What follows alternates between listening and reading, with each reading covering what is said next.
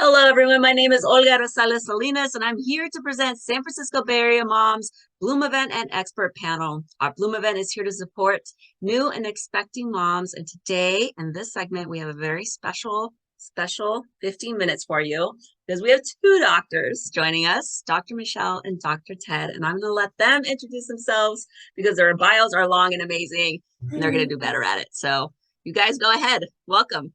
Thank you. Go ahead. All right, yeah. So Dr. Ted Handler here. I am the founding pediatrician here at Oath Care. I am originally from the East Coast. I was a philosophy major at school at Washington St. Louis. So big, heady, love to answer big questions and be very thoughtful.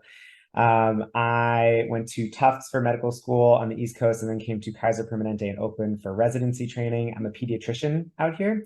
So I work actually half-time as a pediatrician in the East Bay at East Bay Pediatrics, and then half-time with Oath Care as our founding pediatrician, doing a lot of clinical oversight and being a provider on the platform. I'm Dr. Michelle Stevens. Don't let the title fool you. I am a nurse at heart. I went to Georgetown undergrad for nursing, went to Johns Hopkins to become a pediatric nurse practitioner and work in primary care. A lot of my RN experience was as a pediatric intensive care unit nurse, where I got really fascinated around the experience of stress in early childhood, and really wanted to prevent those stressful experiences that happen in tertiary care or in trauma in primary care. And so pursued my PhD in nursing to understand stress in early childhood. When I graduated from that program at UCSF, I realized that I really did not want to be an academic researcher and really translate these learnings into practice. My whole thing is that we just don't do enough for kids these days. And that from a clinical perspective, we want to understand our kids so much more in depth through their physiological and biological changes in their bodies that happen rapidly and expansively in the first 5 years of life. And so that's why we're building Oath Care. And I am the chief nursing officer there. I co-founded Oath Care, and I oversee a lot of the clinical operations and do a lot of growth and marketing for our company. So cool. So I'm going to learn so much from you. And I know the moms that are tuning in are also going to learn so much. And this is why I have two boys, 5 and 6. I determined earlier today when I forgot their ages. And we go to Kaiser, and I'm surprised I've never seen you in the hallways there. How is that experience, pediatric care at Kaiser, different from Oath? Tell us more about Oath, I guess. Wow. Yeah. I mean, so I really admire so much about the Kaiser system, and I'm a big hippie and I care a lot about how we spend our money in healthcare. And I was really drawn to Kaiser because I think that it has all of its incentives aligned. And unfortunately, Kaiser still practices medicine the way that we do in the 21st century, which tends to be in these episodic, discrete interactions by yourself in a doctor's office. And there's nothing to, knock the way that Kaiser does that. But I think as a society, most of our adults have grown accustomed to the benefits of technology, the benefits of being continuously plugged into all of the benefits that technology has to offer. So with Oath, the way that we engage our members, we call them members, they're not patients with us, is we are continuously in conversation with our members, right? Our members constantly have access to all the different specialists that parents tend to have to clobber together on their own. So that's lactation consultants, sleep consultants, pelvic floor physical therapists, early childhood educational specialists. A lot of these different components, parents have to go individually to a doctor and then go have these individual conversations with other people. So we're just so excited to bring all of those specialists to the table to be in continuous conversation in a community setting. So cool. So no referrals? You're telling me there's no referrals at Oath. The referral is me going, "Hey, Michelle." That's so cool. It's an asynchronous chat in which all of the providers on your care team, mental health, all of, doula, pediatrician, all of those other specialists that Ted mentioned, they're all in one chat. And so, cool. Everyone hears what each other is saying and can have this sort of beautiful, continuous comprehensive experience around your care. Yeah, I really want to underline what Michelle just said about mental health care. I left that out of the specialist list, but what Oath knows is that, and what any parent listening to your podcast knows, is that mental health is an absolutely paramount component to the healthcare experience of parenting, right? There's so much mental health care that is unaddressed in the parenting experience today. And so that is deeply woven into the fabric of Oath. Right, not just for babies and the kids, but mom, Oh, yeah. mom and dad. Definitely, Mom. We come from the understanding that parent health is child health. Mhm. So the stress Yes. research says that if we show up as positive, consistent parents in our child's life, I have a 7 and 9-year-old Mhm. now.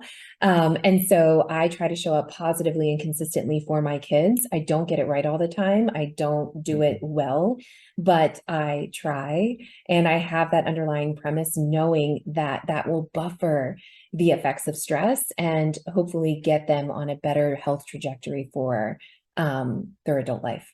Mhm. So awesome. Congratulations on this concept and getting this started and having this this up. When did you guys actually start Oath Care? About 3 years ago. 3 years. So We've yeah. been in beta. Yeah, Three yeah. years. And I mean, I can't say congratulations enough. It sounds very cool. I'm actually side-eyeing your website here, oathcare.com. And I'm seeing the word free a lot. Can you describe the payment system here? Is it like Kaiser with a premium, or how does it work?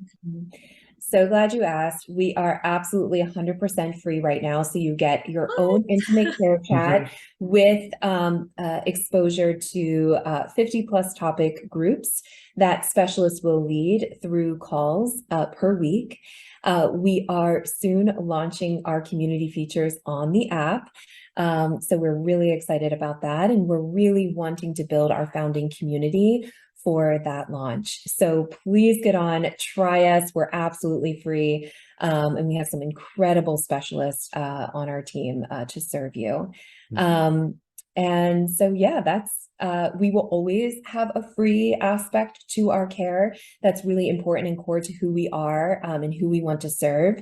We don't want to further the disparity and inequity of healthcare. We want to bring it closer, especially for those that have been historically marginalized.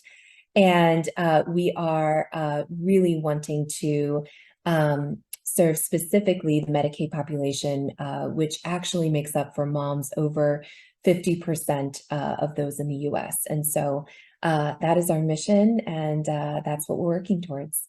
Do you guys have services for second language speakers and all of the POC population of the Bay Area? This is amazing. I'm gonna log off, not right now. We're gonna finish our episode, but I'm just gonna scour oathcare.com and see, you know, how my own family can benefit. This is very, very cool. But we do have a specific thing we're doing today, and that is answering the questions that we received from our audience and from our listeners and viewers. So I'm just gonna jump in, and I know you guys do different things, so I'm gonna let who's ever best at this answer. Okay. The first question was, any tips that you can provide to help the baby bond better with mom or dad? Yeah, I mean, this is a question that I think I get a lot as a pediatrician, and it's usually the first thing that I say back to parents that ask this question is not an answer. It is typically more questions. I think that we have romanticized childbirth a lot in our society, and so there's an expectation for parents to be completely emotionally bonded with their newborn from the beginning. And I think that maybe that's true for some people, and they talk a lot about that experience, but for a lot of parents, that is not the case. And so my question for that person asking that question is simply, you know, how are you doing? Right? I mean, how are you navigating this space for yourself? You know, what is coming up for you emotionally as you think about the experience of parenthood, and what expectations are you holding yourself to? Because it should not necessarily be the case that you immediately feel this deep evolutionary instinctual bond with your baby. That can take time to grow. And we know that the emotional processing centers of new parents, such as the amygdala, have morphed. They've changed sizes in the process of gestation, of growing a child. and in the process of just having a new child. So there are all of these new ways that new parents are processing emotions, and that can come into conflict with this expectation that I'm going to be, immediately bonded with my baby. Right. And I'm going to love them, and I'm going to want to give up sleep and my body. Yeah. And it's going to be okay to wear a diaper for 3 days when I get home from the hospital. And I'm not going to feel weird about that at all. And these expectations really start at, the baby shower.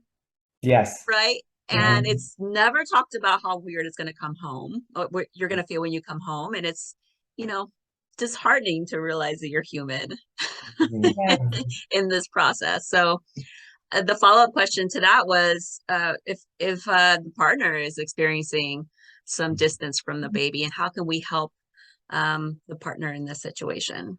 Yeah, I do want to get back to that question. I also want to just add, like, there are actual physical things we can do to help with bonding, knowing that it is a chemical emotional response, but physiologically, if we do that skin to skin, that actually helps with what we know attachment through attachment theory. We know that almost like you either wrap the baby as well. Kangaroo care doesn't just happen in the hospital. We want it to happen throughout those first few weeks and even months, if you like.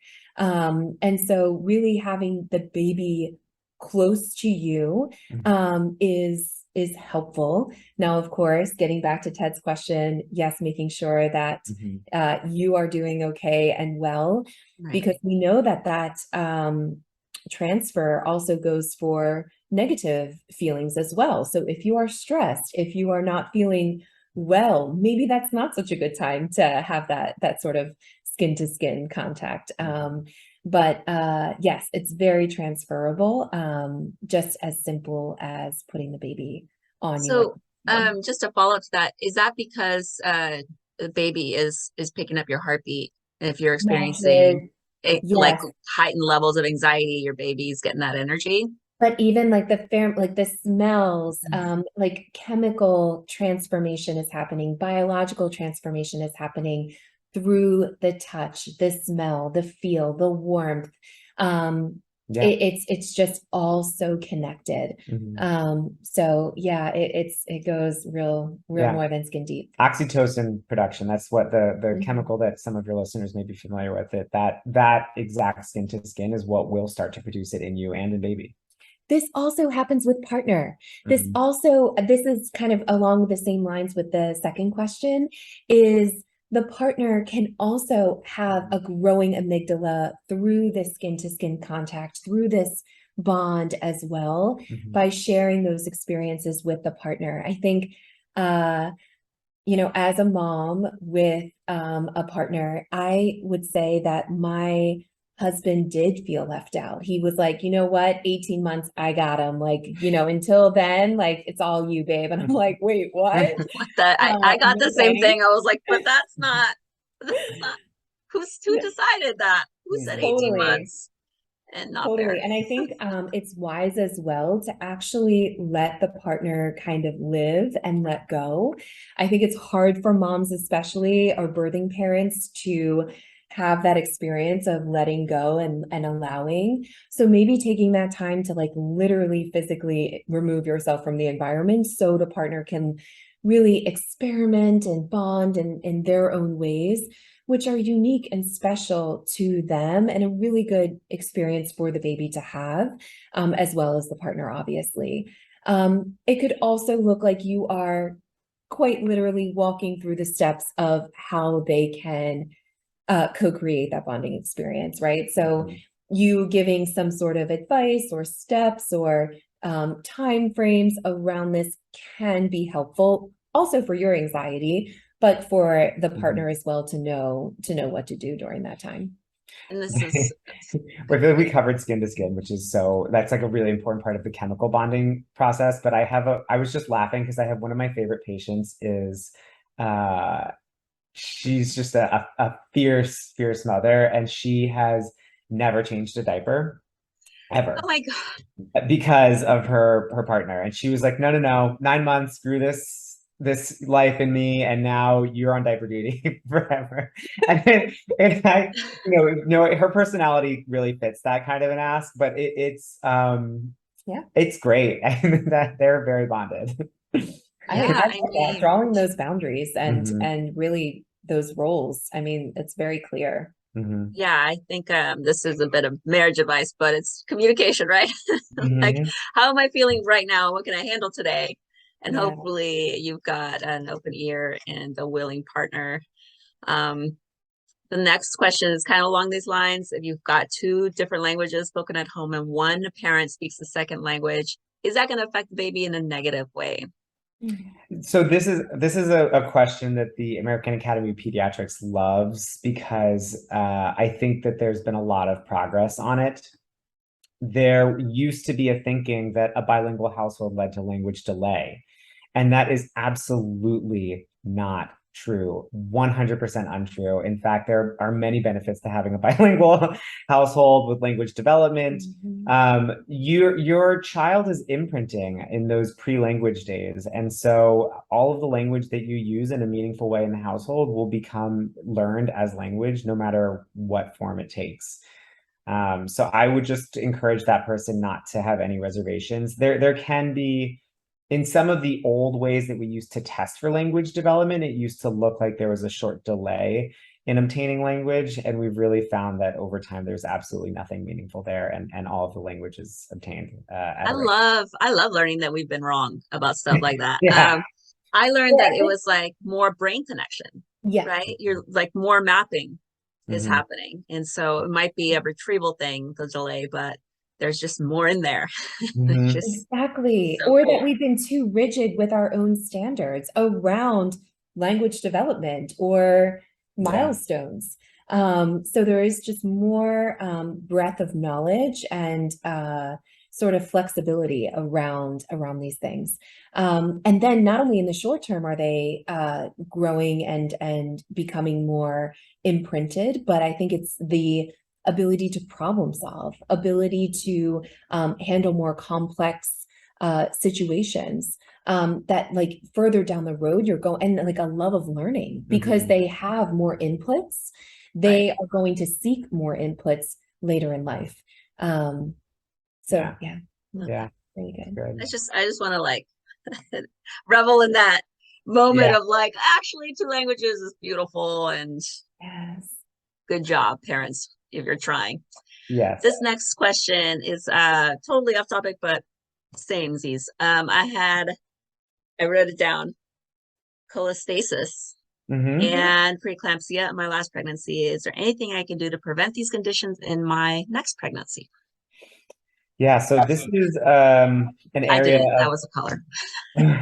Maybe also talking about what cholestasis is. yeah, for any of the listeners that are curious, so cholestasis refers to the slowing down of the liver's excretion of bile.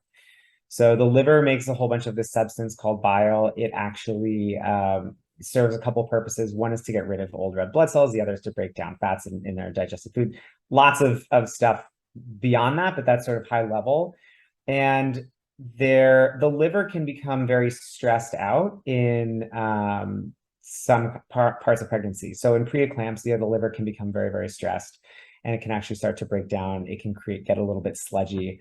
Cholestasis is sometimes an overlapping condition with preeclampsia, and sometimes it's separate. Preeclampsia is the process of, well, it's not a very well understood process in pregnancy, but it is a process of just basically being very inflamed to the point where one mother could progress potentially to a fatal condition called eclampsia, which is accompanied by seizures, and it can be very devastating. I'm, as a pediatrician, completely outside of my area of expertise right now, but that's sort of a high level understanding of it. So I'm so sorry, by the way, for your listener for having experienced both of those. That is, heartbreaking. I can talk first about preeclampsia because I think there's some encouraging research here. So one, and this is something that they should be talking to their OB/GYN about, but using just a low dose of aspirin seems to actually have some pretty good and protective benefits. particularly in the second and third trimesters. This is just your regular over-the-counter low-dose daily aspirin that people used to take for heart reasons, and it seems to have a protective effect. For parents that are obese or overweight, there does seem to be a benefit to weight loss and exercise, either before pregnancy or during pregnancy. Well, not weight loss during pregnancy, but maintaining a good, healthy cardiovascular routine. There does seem to be some benefit. There's discussion and research around other vitamins or supplements, like things like vitamin D or calcium, that don't have quite as much data behind them. From the cholestasis and pregnancy perspective, you could choose to look at this following statement in a glass half full way, which is that 30 to 40% of parents will not have cholestasis in pregnancy the second time around. Wow.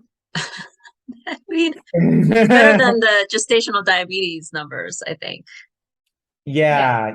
There's So, at least with cholestasis, there's unfortunately a decent risk, but good engagement with your healthcare provider can at least help you to keep on top of those things. One of the early or sort of emerging areas of research around cholestasis and pregnancy is that there does seem to be a seasonal component to it. So actually pregnancy in winter, for whatever reason, appears to be associated with increased rates of cholestasis in pregnancy. I don't know that we are in a place yet where we can give advice based on that. These are just correlations. They're not causations, meaning that they happen at the same time, but we don't know that one necessarily causes the other. But there are certainly some people that will think there might be a diet or sun exposure component there, and that getting out in the sun and getting more vitamin D can be helpful in decreasing those risks. I think there's certainly no harm in getting out into the sunlight and staying active. And so if that is something that's accessible to you, then it's certainly something to try to avoid cholestasis in pregnancy. okay, so I brought up gestational diabetes, so maybe we should the same question around gestational diabetes. And also, I'm just curious because now I've been eyeing your site for 10 minutes. How when I was at Kaiser and had gestational for both of my pregnancies, I was on a whole bunch of different services through Kaiser. Do you guys provide anything specific for people with or for moms with gestational diabetes? And tell us more about diabetes and first and second pregnancies. Yeah, I mean, so gestational diabetes impacts a ton of pregnancies out there. And while Oath is not the primary medical provider for those services, we definitely facilitate conversations with the experts so that you can talk about the data, you can talk about the treatments that you have. I think that one of the big problems when we look at the quality of healthcare that we deliver in the country is that there's unfortunately a lot of mistrust in the systems, and a lot of people have fallen through gaps in care. And so I think one of the areas that Oath really excels is in being able to be there as that voice to bounce ideas or treatments off of. When you leave the doctor's office and they had 15 minutes and they just like absolutely, inundated you with these words that you've never heard before, and they say, okay, now just go take this treatment without very little context, that's of no fault to the provider. The system has not given the provider a lot of time to give you the background, but Oath can then step in and give you that extra context, the conversation, and the understanding of how these treatments will apply to your daily life. I think specifically the specialist that I would hope would be most helpful, besides the pediatrician and our pregnancy experts, would be our nutrition and exercise specialist for pre and postpartum.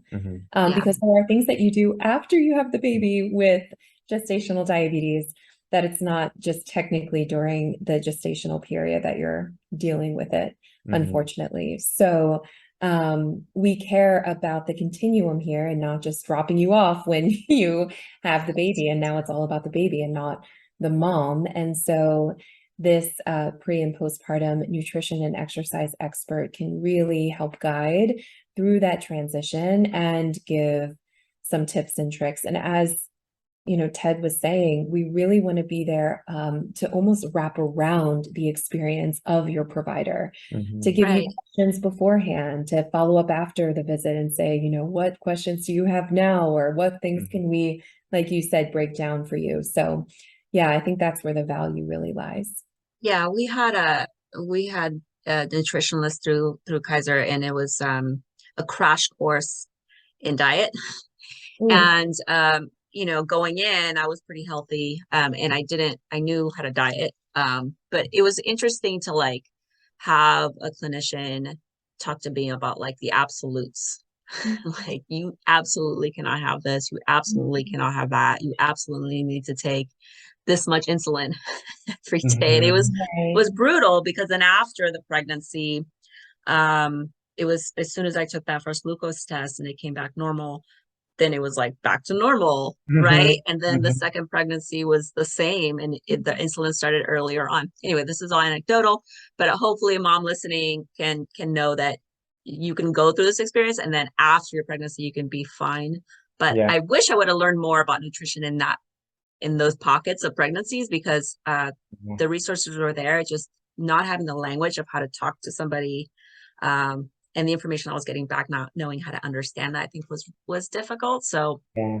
But one of the things that I would implore parents in that position who sit down with a nutritionist to hear about absolutes is to bring up what is important for you kind of culturally and interpersonally. Yeah. I think that a lot of, not just, Kaiser, I mean, like any large medical system will sit down and have this nutritional education that is extremely specific to the culture of the person who learned it and where they learned it. So it is like this one kind of Western diet and a pyramid made out of all of the components of the diet that, that they've learned it within.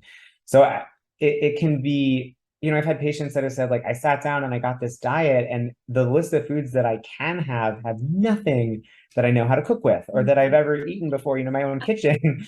And right. it's, we can talk to parents about ways to go back to that nutritionist to say, like, listen, I'm hearing you. And in my culture, this is something that is extremely important to me. This one food, this one component. And if you are, empowered to advocate for your own priorities based on who you are and where you're from, you can have an entirely different plan.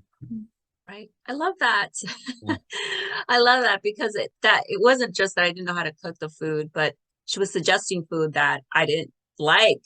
Yeah, Yeah. right. I'm not going to add oatmeal at this point in my life. I'm 37, I think. Like I wasn't. Yeah. Sure. So anyway, enough about me. Another question that we got was, and this is also important in my life, but how do I mitigate hair loss? Hair is falling out in clumps, and I remember that feeling. So please Oh. talk to moms in this experience. Yes. Well, I would urge folks, we have an incredible specialist on our platform, Nurse Judy Kivowitz. She was Noe Valley Pediatrics in San Francisco's most popular pediatric practices advice nurse for over 30 years. She has a really extensive blog, Nurse Judy's blog spot, that you can look up, and has a topic on a blog on hair loss. So she really goes into it there. I would also just like to start off by saying, like, I am reassuring you that this is completely normal, that this is 100% biological, and your hormones are facilitating your hair loss. And it really does take time for the hair to come back, but it will.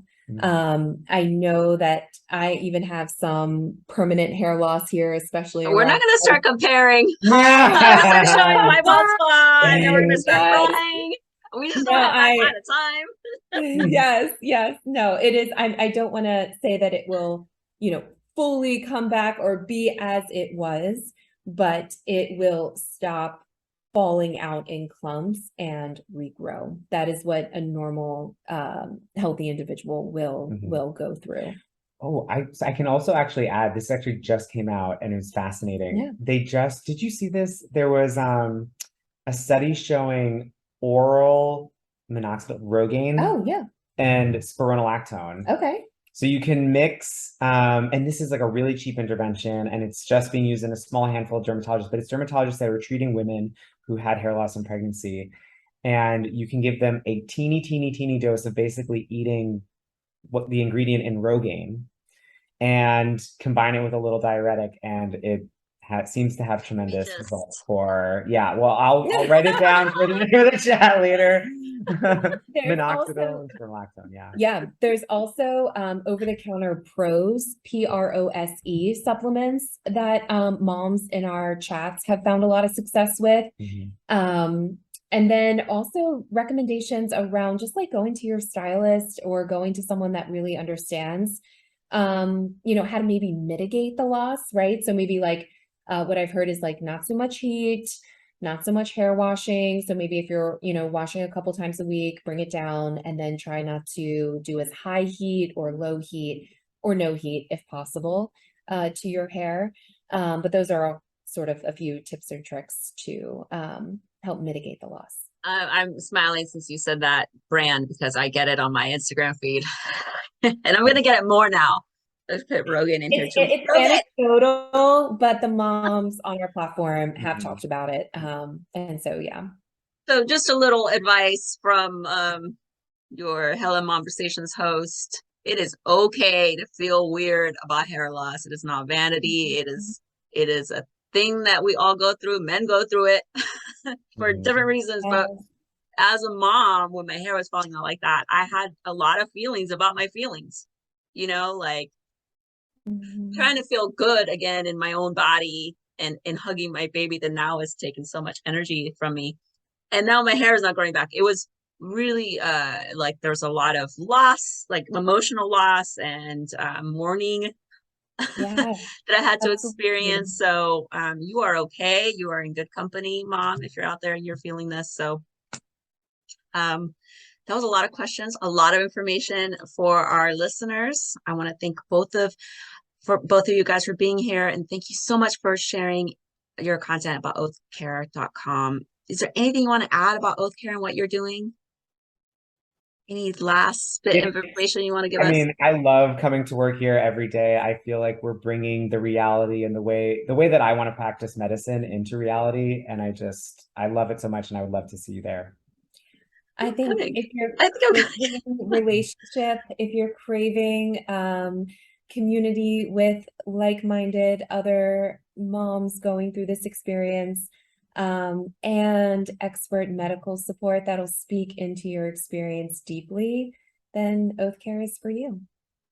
I love it. I have a lot of questions that I'm going to ask you after this. Thank you so much for being here. Thank you, listener, for joining us. Thank you so much, San Francisco Bay Area moms, for hosting this Bloom event and experience every year. Join us October 8th in Walnut Creek at the Bloom Expert Panel. I will be there, and I want to shake your hand and give you a big hug as we new expecting moms. Thank you, everybody, and I hope you all have a good day.